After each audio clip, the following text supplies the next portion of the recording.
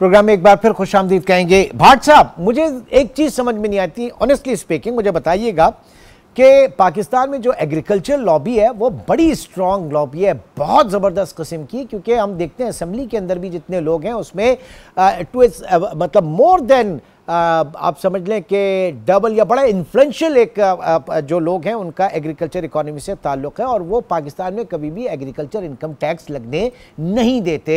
वही जो हैं वो सबसे बड़े स्टेक होल्डर भी कहलाते हैं। तो ये ऐसे कैसे स्टेक होल्डर हैं जो हर 7 साल बाद जो है अपने ही तमाम कारोबार उनका ख़त्म हो जाता है और वो बिल्कुल जो है वो पानी पानी हो जाता है सारी, वो क्यों नहीं इसके ऊपर आते, डैम्स की तामीर के ऊपर? ये फ़लसफ़ा ज़रा मुझे बताइएगा भाट साहब। जी बहुत शुक्रिया। जैसे आपने ब्यूरोक्रेसी की बात की, मैं 2 डीसी को ऐसे को जानता हूँ, एक सिंध में जामशोरों में था और एक पंजाब में हमारे एक डिस्ट्रिक्ट का डीसी था। और सिंध वाला जो डीसी था पहले वो रहा, फिर उसने कोर्स स्केल गया तो अपनी मिसेज को लगाया, और जामशोरों में जो जमीनें अनसेटल थी वो कहता था आधी मेरी हैं आधी गरीब किसान की हैं।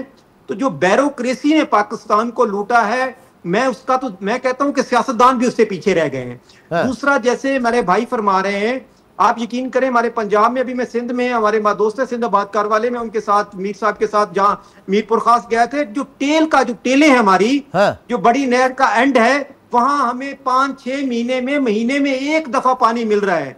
मैं ये अपने भाई से ये कहता हूँ, मैं कालाबाग डैम की बात नहीं कर रहा, मैं कहता हूँ कि कालाबाग डैम का नाम ले, उसका कोई और नाम रख के खुशहाली डैम रख ले, और बाकी जो नहरों की बहाल सफाई का मसला है वो गवर्नमेंटें खा जाती हैं।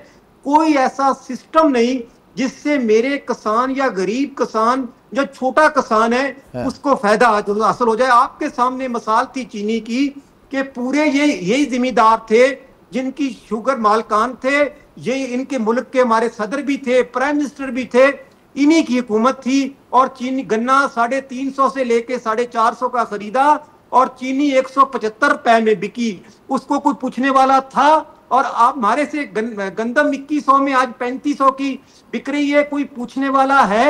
जब तक इस मुल्क की ज़राअत को और इन अशराफिया और इन करप्ट सियासतदान और ब्यूरोक्रेसी को ठीक नहीं करेंगे, तो मैं कहता हूं कि 10 जंगे हम जीत लें, दहशतगर्दी का खात्मा कर दें, जब तक ये दहशतगर्दी जो करप्शन वाली है, जी, जो करप्शन गर्दी है, जो करप्शन गर्दी जिसे हम कहेंगे।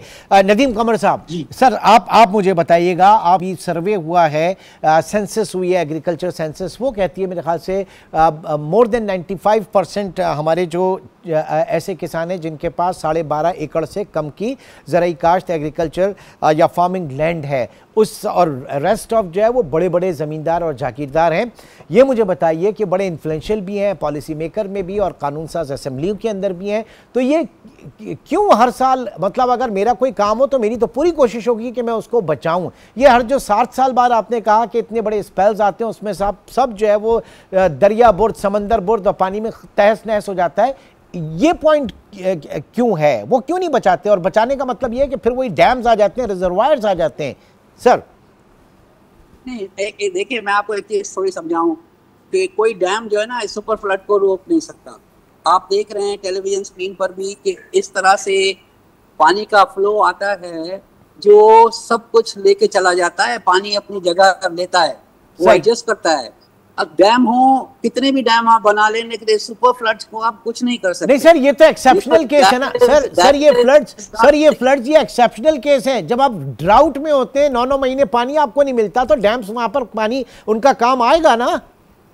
तो बात तो हमने कर ली ना, वो तो हमने इश्यू डिस्कस कर लिया डैम्स का, कि यही हुआ ना कि बादशाह डैम को कंप्लीट करें, आप दासू को कंप्लीट करें, आप छोटे डैम्स बनाएं, बहुत सारे छोटे से डैम, ये तो इशू डिस्कस हो गया।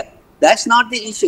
इशू ये है कि ये जो फ्लड्स है ना, इसके अलावा जो बड़े बड़े जमींदारों के तो अंदर जो है ना कंस्ट्रक्शंस हुई हैं, बेड में, दरिया के बेड में लोगों ने कंस्ट्रक्शंस की हुई हैं, और उस पे जो है वो उससे ज्यादा हो जाता है, एक्सेजरेट हो जाते हैं फ्लड। तो इनको भी रोके ना, ये पावरफुल लोगों के ये जो इस किस्म की हरकतें हैं कि दरिया के अंदर जाके अपने मकानात बना दिए, चीजें कर दी, तो ये चीजें सारी मिसमैनेजमेंट है। इनको रोकते क्यों नहीं, इनको अलाउ क्यों करते हैं? तो ये हमने सर सुपर फ्लड के बाद से कुछ सीखा? सर हमने सुपर फ्लड के बाद से कुछ सीखा? हमने सुपर फ्लड, जो लास्ट सुपर फ्लड था, उसके बाद से कुछ नहीं सीखा हमने, कुछ नहीं सीखा। No change. ठीक है, बहुत बहुत शुक्रिया। दूसरा ये है, मैं ये भी कहना चाहूंगा कि मैं एग्री करता हूँ मेरे भाई से कि ये जो ब्यूरोक्रेसी है ना, इसने काफी हद तक नुकसान किए हैं। इनकी रेड टेप जो होती है ना, इनकी रेड टेप की वजह से चीजें हो नहीं पाती। और दूसरा ये कि ये जो पिचिंग करते हैं ना, इसकी आपकी बैंक्स की जो पिचिंग होती है दरिया के, वो भी इतनी नाकारा होती है, उसमें ये लोग बहुत पैसे वैसे खा लेते हैं, तो वो एडिक्वेट नहीं हो पाती। तो ये सारी चीजें तो है ना, इनको रिजॉल्व करना जरूरी है, बहुत जरूरी।